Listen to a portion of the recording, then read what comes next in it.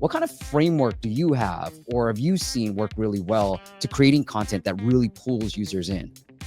In my discussion with businesses, what I take care of in the first place is, do they really understand that content is their business? Do they really understand that their kind of head of growth is their content producer or head of creatives? Like, do they have this mindset or not? Does the kind of CEO of this company sends reels to their team, kind of sharing this excitement, like, look what an amazing trend, I just saw it, like, it's just amazing, kind of, guys, like, repeat this stuff, like, we need life kind of today? Or they kind of boring and watching their kind of amazing, like, quarterly results in spreadsheets and focusing on this kind of, boring tables. Next one is like the testing culture. Do I have a chance to make mistakes? Does my kind of boss really understand that kind of creative production has 90% of fail rate?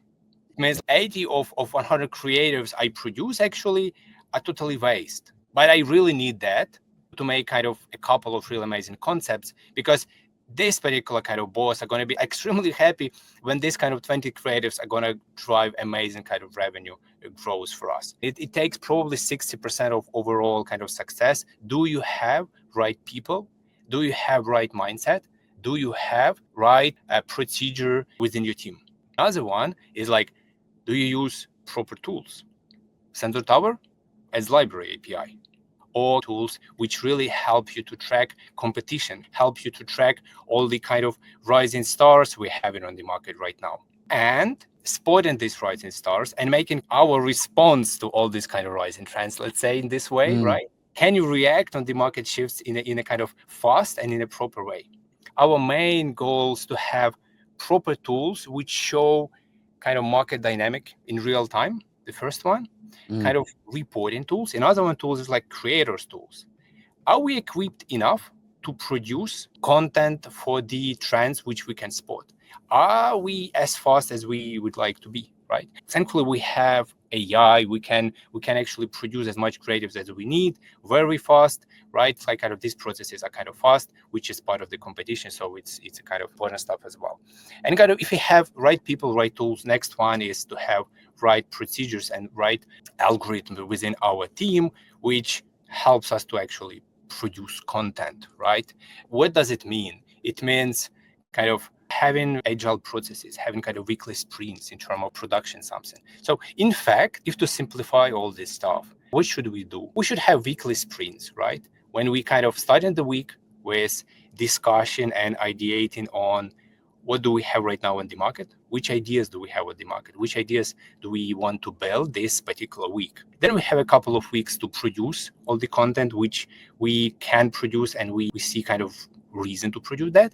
And then we have a couple of days to test all this stuff. And then we have another week, and we can analyze kind of results of the previous one and, move forward.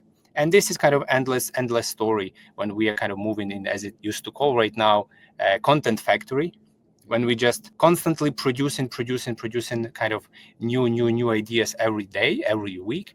And this is what moves all the kind of business forward. Let's focus on framework. The first thing is, do you understand who your clients are? Next step is to actually explore and analyze your competition landscape. Overall, is it the growing market or not? Are you going to work with the niche, which is highly successful with web to app, and you have kind of successful creative concept there, which are growing right now, and for you, it's totally understandable what to do, because you just can at least start with adopting what is the best practices in the market are right now. This is the first kind of scenario. Another scenario might be, I'm working with the business which is not that successful as web to app. This is a project. It's a kind of high risk but high reward project.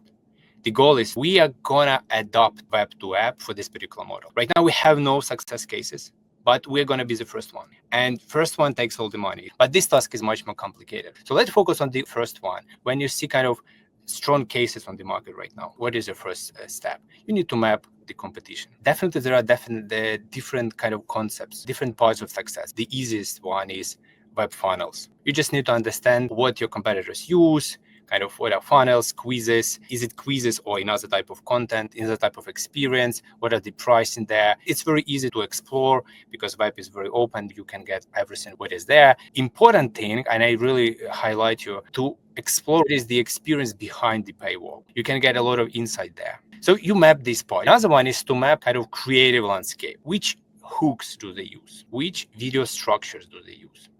Kind of what are the visual hooks there? What are the characters? What are the personas do you work with? A lot of this kind of tiny stuff. And then there might not be kind of much details there.